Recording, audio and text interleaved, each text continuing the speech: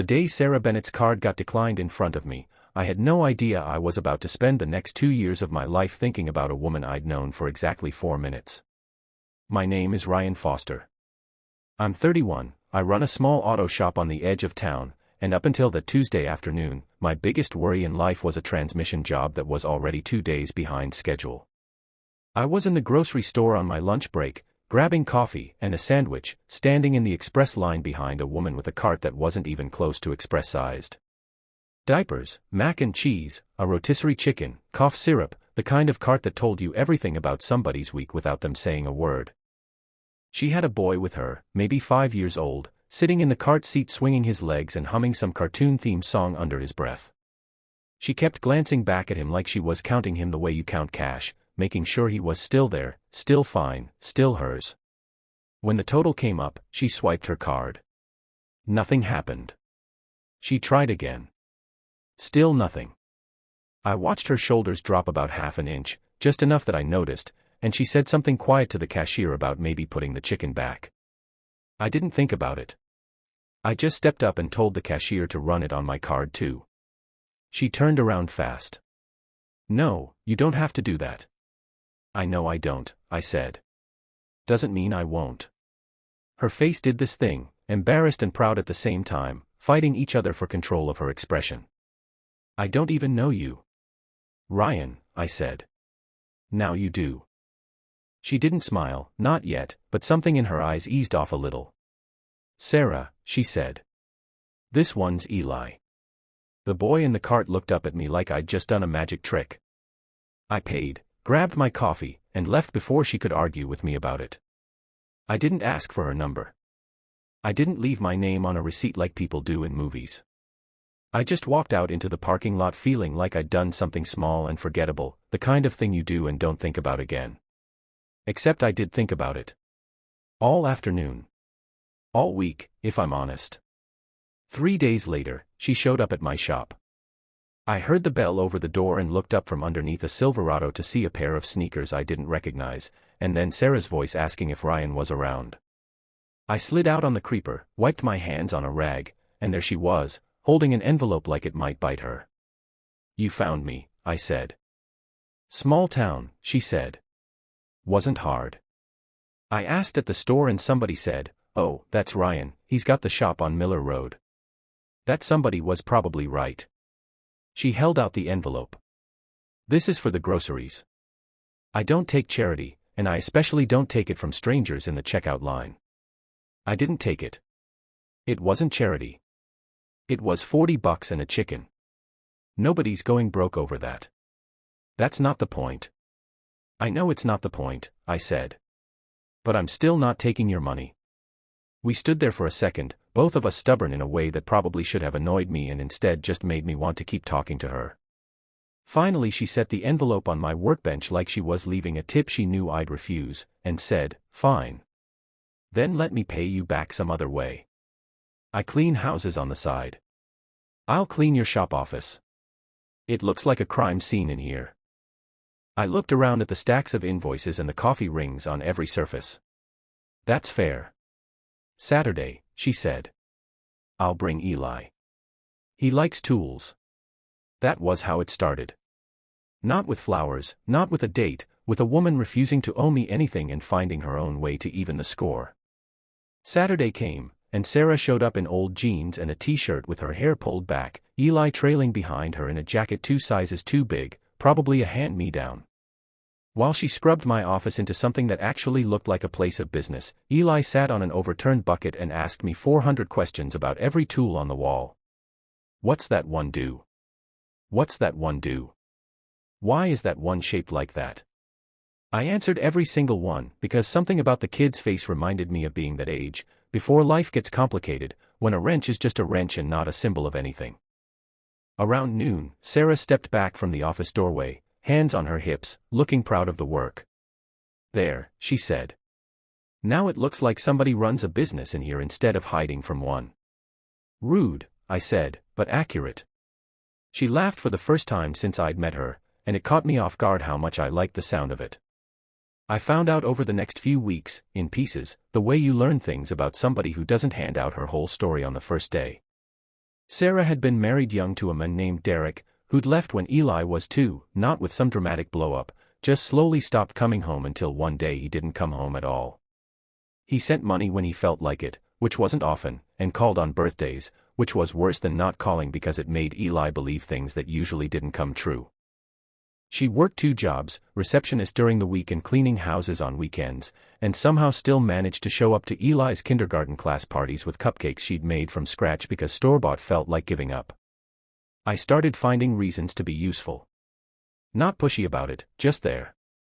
Her car started making a noise. I fixed it for free and told her the part cost less than it did. Her porch light burned out and she mentioned it once in passing, and next time I came by there was a new fixture already installed. She caught me at it more than once. "You have to stop doing that," she said one evening, standing in her driveway with her arms crossed, trying to look stern and mostly failing. "Doing what?" "Fixing everything before I even finish complaining about it."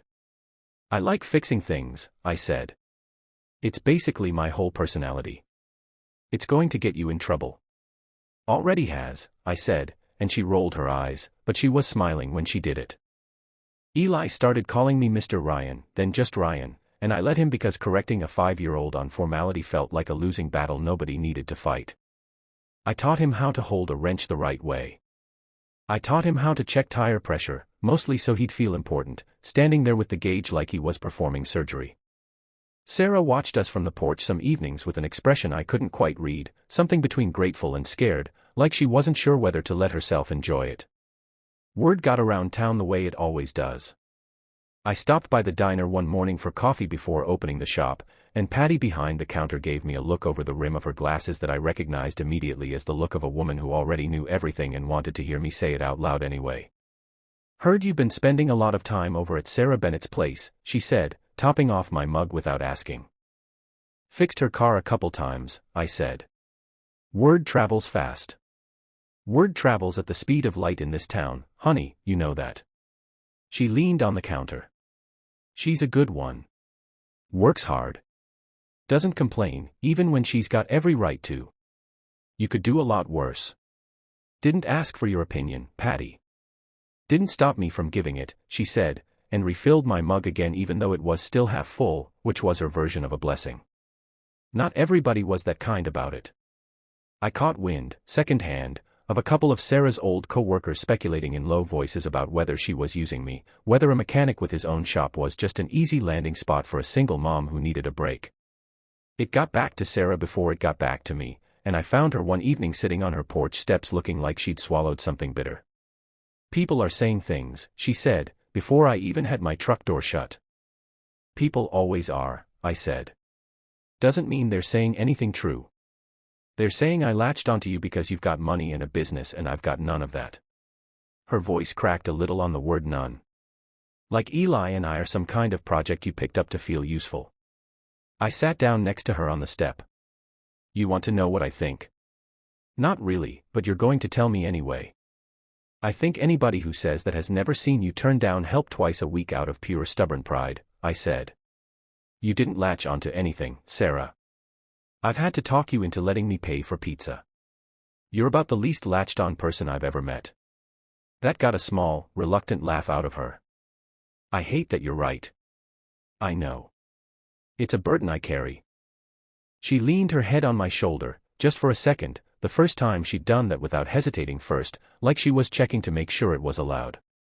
"Thank you for not making me feel small about it." "Never gonna happen," I said. "Not from me." That was the night I ended up watching Eli by myself for the first time. Sarah had a parent-teacher conference she couldn't reschedule and no sitter lined up, so I offered to take the 2 hours, which somehow turned into me getting roped into a kindergarten homework packet about counting by fives. Eli explained the whole system to me with the seriousness of a man briefing a business partner, laying little plastic counting bears out in careful rows and correcting me twice when I grouped them wrong. "You're bad at this," he informed me. "I fix trucks for a living," I said. "Trucks don't ask me to count bears. Maybe you should practice more." When Sarah came home and found us both sprawled on the living room floor surrounded by little plastic counting bears, she just stood in the doorway for a long moment without saying anything. "What?" I asked, looking up. "Nothing," she said, but her eyes were shiny. Nothing at all. A few weeks after that, Eli's 6th birthday came around, and Sarah threw him a small party in the backyard, dollar store streamers, and a homemade cake that leaned slightly to one side because she'd tried a new recipe at the last minute. I showed up early to help set out folding chairs, and Sarah met me at the gate looking frazzled in the specific way that only birthday parties for small children can produce. "The bounce house guy canceled," she said, before I even said hello. "Last minute. Said he double booked." "So what's the backup plan?" "There is no backup plan. There's a leaning cake and 8 5-year-olds who were promised a bounce house." I looked around the yard, then out toward my truck, where I still had a stack of old tires from a job earlier that week. 20 minutes later, I had 4 tires laid out in a rough obstacle course across the grass, plus a length of rope tied between 2 fence posts for the kids to duck under, plus a chalk-drawn finish line on the patio. It wasn't a bounce house. It was better, according to 8 overstimulated 5-year-olds who spent 2 hours screaming their way through an improvised obstacle course while the adults sat in folding chairs pretending not to be impressed. Sarah handed me a plate of the leaning cake later that afternoon, sitting down next to me on the porch steps while Eli ran victory laps around the yard for reasons only he understood. "You didn't have to do all that," she said. "I had tires and free time," I said. "Wasn't a hardship." She looked at me for a long moment, cake fork paused halfway to her mouth. "Eli's going to remember this birthday as the year the bounce house guy canceled, and it turned out even better." "Good," I said. "That's the kind of thing worth remembering." She smiled and didn't say anything else, but she leaned into my shoulder again, longer this time, no hesitation at all, and I remember thinking that was the moment I stopped being somebody who helped out and started being somebody who belonged there. "You don't have to keep doing this," she told me one night after Eli had fallen asleep on my shop couch waiting for an oil change to finish. "I don't want you sticking around out of pity." I looked at her steady. "Sarah, I've fixed cars for half this county. Pity's never made me drive an extra 15 minutes out of my way twice a week. I do that because I want to be here." She didn't answer right away. She just looked at Eli sleeping on the couch, then back at me, like she was doing math in her head that didn't have an easy answer. "It's not simple," she said finally. "Loving someone with a kid attached. You don't just get me. You get all of it. The custody schedule, the ex who shows up when it's convenient for him, the nights I'm too tired to be good company. It's not fair to ask anyone to sign up for that." "Nobody's asking me to sign anything," I said. "I'm just here." She smiled, small and tired. "That's the problem. You keep being here." Things were good for a while after that, in the quiet, unglamorous way that real life is good. Sunday dinners at her place, me showing up with a pizza because her stove was on the fritz and I hadn't gotten around to fixing it yet. Eli's soccer games, where I stood next to Sarah on the sideline and she'd grab my sleeve every time he got near the ball, more nervous than he ever was. Small moments stacking on top of each other until they started to look like something permanent. Then Derek came back. He showed up on a Thursday, driving a car nicer than anything he'd ever provided child support for, wearing a jacket that looked like it cost more than Sarah's monthly grocery budget. I wasn't there for the first conversation, but Sarah told me about it later, sitting at her kitchen table with her hands wrapped around a mug of coffee she wasn't drinking. "He wants more time with Eli," she said. Out of nowhere. No calls in 4 months, and now he wants to file for joint custody. Why now? She let out a breath that wasn't quite a laugh. "New girlfriend, I think. She's got money. Suddenly he's got a house with a yard and a spare bedroom and a lawyer on retainer. Suddenly he's father of the year." I felt something hard settle in my chest.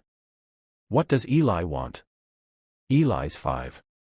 He just wants everybody to stop being tense around him. She rubbed her eyes. "I can't afford a custody fight, Ryan. I can barely afford the electric bill some months. He knows that. That's probably why he's doing it now." I reached across the table and put my hand over hers. "You're not fighting this alone. You don't have to make that promise." "I'm not making a promise," I said. "I'm stating a fact." The next few weeks were ugly in the way legal things get ugly, slow and grinding and expensive. Derek's lawyer sent letters. Sarah had to take unpaid time off work for a mediation meeting that went nowhere. Eli started asking questions kids shouldn't have to ask, like whether he'd have 2 houses now, and whether that meant 2 Christmases or half of one. I did what I could, which mostly meant showing up. I drove Sarah to the mediation appointment because her car was making that noise again and she didn't trust it on the highway. I sat in the waiting room for 2 hours doing nothing but existing nearby, because sometimes that's the whole job, just being close enough that somebody doesn't have to sit in a hard plastic chair alone. Derek saw me there once, in the hallway outside the mediator's office. He looked me up and down, the same way rich men look at work boots, like he was doing quiet math and not liking the answer. "You're the shop guy," he said. "Not a question." "Ryan," I said. "Sarah's boyfriend." He said it like a title he found faintly ridiculous. "You know none of this is your business, right? This is a family matter." "Funny," I said. "For a family matter, you sure waited 4 months to remember you had one." His jaw tightened. "Watch it." "I'm not looking for a fight," I said. "I'm looking out for a kid who deserves better than being a chess piece in whatever point you're trying to prove to your girlfriend." He didn't have an answer for that. He just walked back into the room, and I sat back down, and 20 minutes later Sarah came out looking wrung dry, and I didn't ask a single question. I just drove her home and let her talk when she was ready, which turned out to be about 10 miles down the road. "He's not really after custody," she said, staring out the window. "He's after control. He wants to feel like he still has some say in my life, even though he walked away from it. This is just the easiest way to do that." "You think the judge sees that?" "I don't know," she said. "That's the part that scares me." The mediation dragged into a second round, and a third. Money got tighter for Sarah, between the missed work hours and a lawyer's retainer she'd scraped together out of savings that weren't supposed to be touched. I offered to help pay for it. She refused, same stubborn refusal as the day with the grocery envelope, except this time there was real fear behind it instead of pride. "I can't let you do that," she said. "This isn't a car repair, Ryan. This is thousands of dollars. If I let you carry that, and then things don't work out between us, I'm the woman who let a man buy my custody case. I can't be her. You'd rather lose this fighting alone than win it with help." "I'd rather not owe anybody something that big," she said, voice cracking just slightly. "Because owing people is how I ended up married to Derek in the first place. He kept telling me he was helping. Turns out help has strings if you're not careful who's holding them." That hit me harder than I expected. I understood then that this wasn't really about money. It was about a woman who had been let down by exactly one man who'd made himself indispensable and then disappeared, and she wasn't about to let history rerun itself with different casting. "Okay," I said quietly. "I hear you. I won't push." But not pushing didn't mean not helping. I found other ways. I picked Eli up from school on the days Sarah had appointments, so she didn't have to pay a sitter. I fixed her car for good this time, real parts, not the temporary patches I'd been doing before, so at least that was one bill she didn't have to think about. I showed up to every hearing I was allowed to sit in on, not saying a word, just present, because presence was the one thing I could give her that didn't come with a price tag attached. Somewhere in the middle of all that, Derek tried a different approach. He showed up at the shop one afternoon, alone this time, no lawyer, no girlfriend, just him leaning against his expensive car in my parking lot like he owned the pavement under it. "We should talk," he said. "Man to man." I set down the wrench I was holding and walked over, wiping my hands on a rag, mostly to buy myself a second before I said something I'd regret. "I'm listening." "Look, I get it," he said. "You're playing house with my kid. Fixing her car, showing up to soccer games, being the good guy. I get why she likes that. But you need to understand something. Eli's my son. Not yours. And whatever this is between you and Sarah, it's not going to last, and when it doesn't, I'm still going to be his father, and you're going to be some guy she dated for a while." I let that sit for a second before I answered. "You might be right about all of that." That threw him off. He'd clearly expected a fight. "Excuse me." "I said you might be right," I repeated. "Maybe this doesn't last. Maybe in 5 years I'm nobody to that kid. But right now, today, I'm the guy who shows up. You're the guy who called on birthdays and disappeared the other 364 days a year. So until you're ready to be something more than a title on paper, I'd think real hard before you come here and tell me what my place is." His jaw worked like he wanted to say something else, but nothing came out. He got back in his car and drove off, and I stood in the parking lot for a while after, hands shaking slightly with adrenaline I hadn't realized I was holding.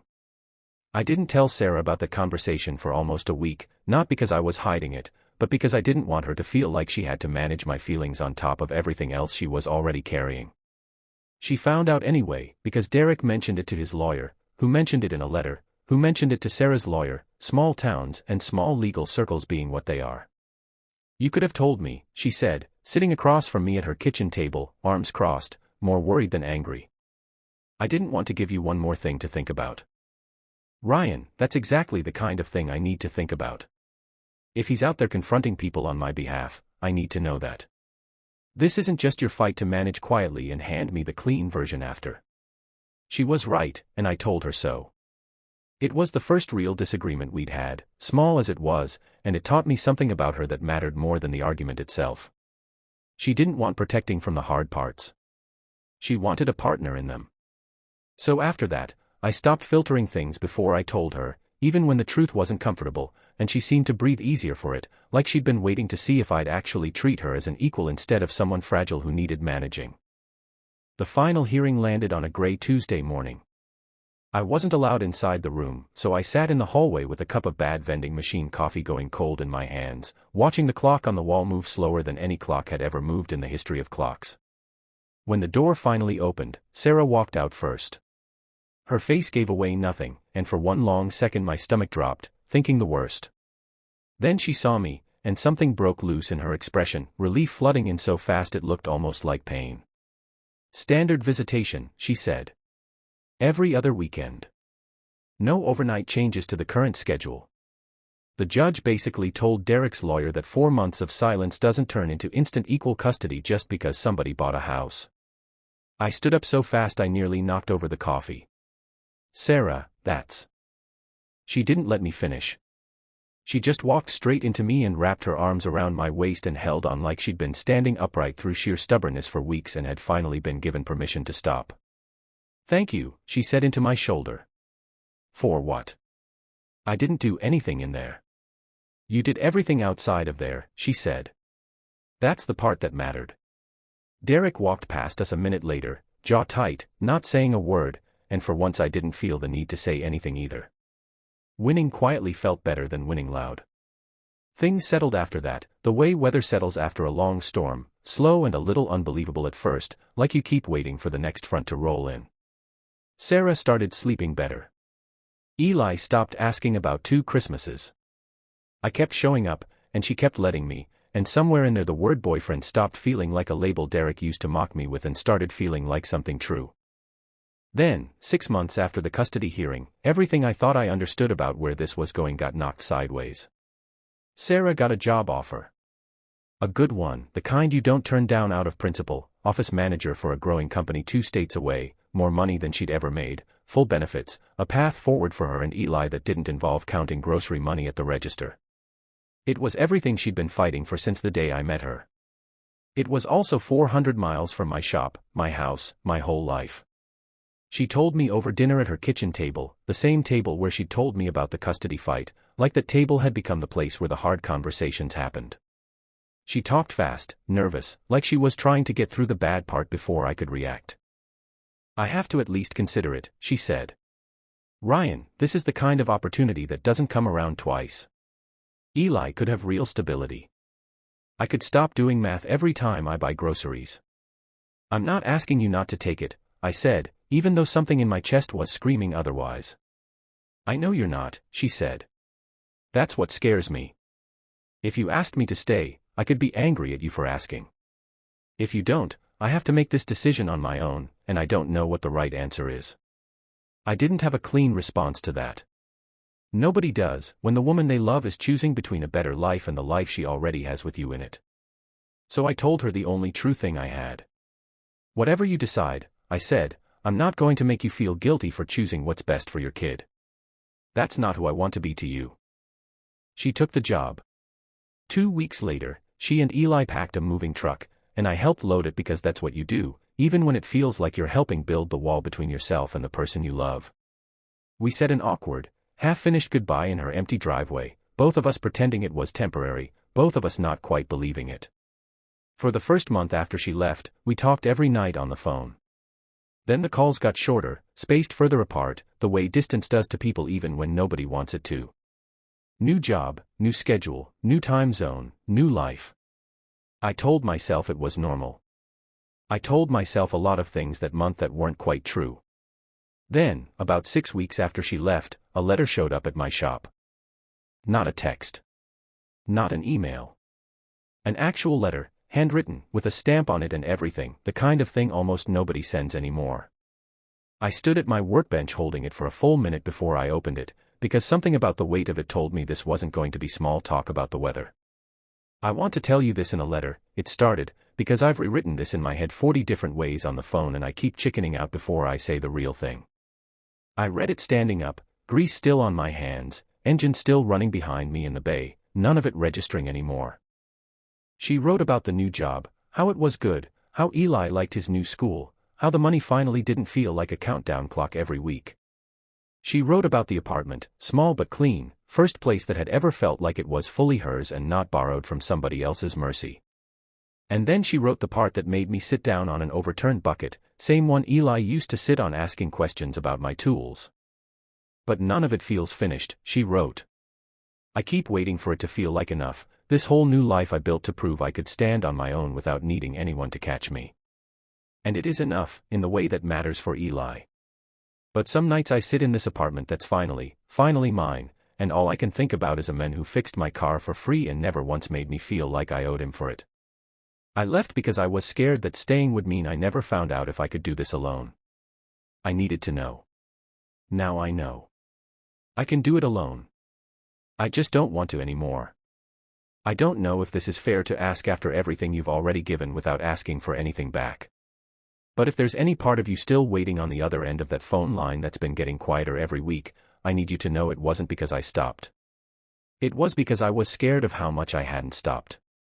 Eli asks about you almost every day. He still has that wrench you gave him. He sleeps with it on his nightstand like it's going to keep the monsters out. I'm not asking you to drop everything. I know you have a shop, a life, roots in that town that go deeper than mine ever did. I'm just asking you to know that if you ever wanted to see what this could look like, 400 miles isn't as far as it feels. I read that letter probably 9 times before I moved. Then I called my one part-time mechanic, told him he was running the shop solo for a few days, and I got in my truck. I didn't call ahead. I know that's not smart, showing up somewhere unannounced after 4 months of slow-fading phone calls, but some things you don't plan, you just do, because if you stop to think too hard you'll talk yourself out of the only decision that's ever felt completely obvious.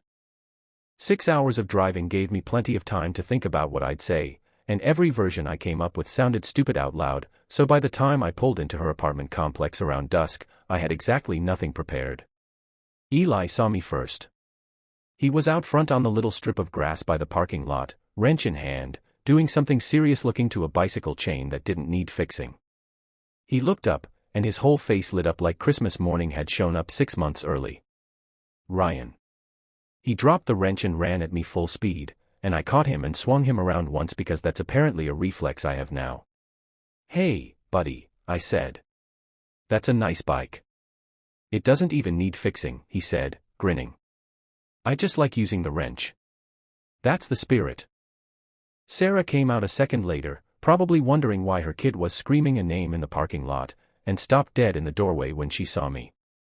She was in sweatpants and an old t-shirt, hair up messy, no makeup, nothing dressed up about her, and she still looked like the best thing I'd seen in 6 weeks.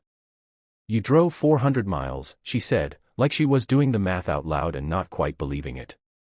You wrote me a letter, I said. Seemed like the kind of thing you answer in person. She laughed, a little wet around the edges. I didn't expect you to actually come. You said 400 miles wasn't that far, I said. Figured I'd prove you right. She crossed the parking lot in about 4 steps and I met her halfway, and there wasn't much talking after that, just her arms around my neck and my hands finally letting themselves believe this was real and not some overdue daydream. Eli made a loud disgusted noise about us being gross, then immediately asked if I was staying for dinner, like 6 weeks of silence hadn't happened at all, like the wrench on his nightstand had just been waiting for this exact moment to make sense. I stayed for dinner. Then I stayed the weekend. Then I drove home Sunday night with a plan already forming in my head that I hadn't fully said out loud yet, not even to myself. It took me 4 more months to sell the shop, or rather, to sell half of it to my part-time mechanic and turn it into a business he'd run under my name from a distance while I figured out my next move. It wasn't a fast decision, and it wasn't an easy one. Roots don't pull up clean, not after 31 years in the same town. But every time I second-guessed it, I thought about a kid with a wrench on his nightstand and a woman who'd finally learned she could stand alone and decided she didn't want to. I moved 400 miles in the spring. Opened a small shop 2 towns over from Sarah's new place, slower start than my old one, but growing.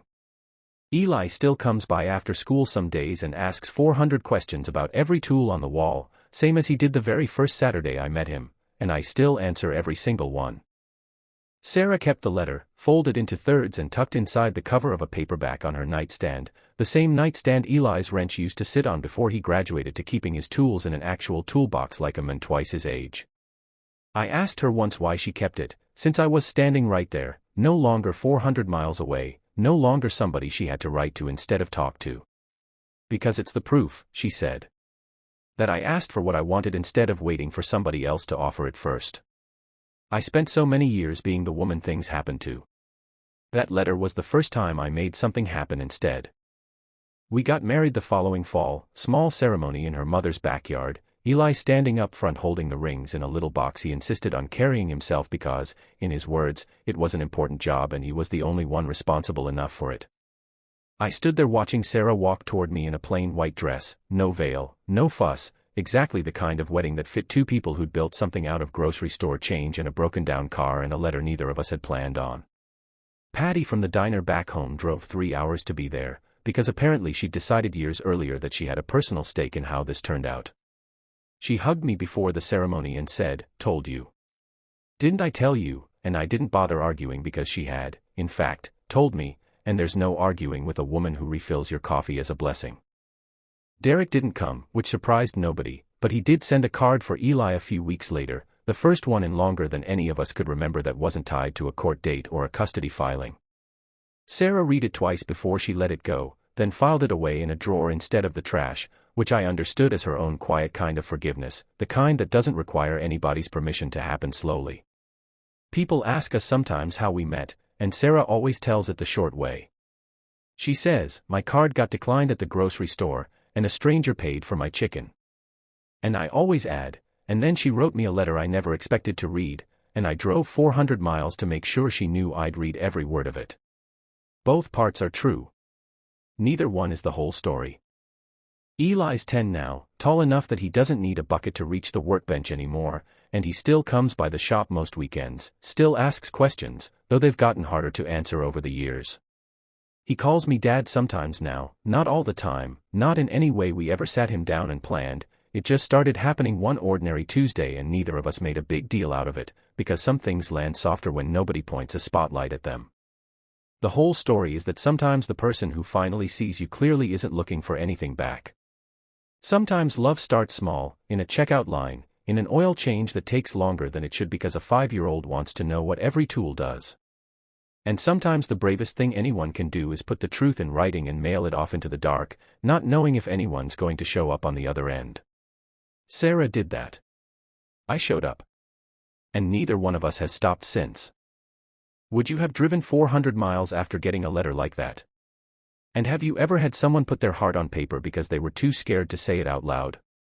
Tell me your story in the comments. If you like this one, leave a like, subscribe, and I'll see you in the next video.